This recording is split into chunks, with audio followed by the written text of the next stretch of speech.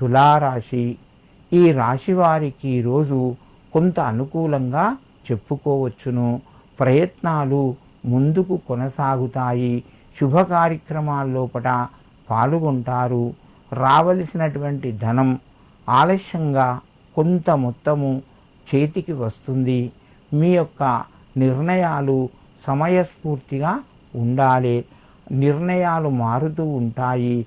మిత్రుల యొక్క సహకారము కొంత తగ్గుతూ ఉంటుంది. కుటుంబ సభ్యుల సహకారము పెరుగుతూ ఉంటుంది.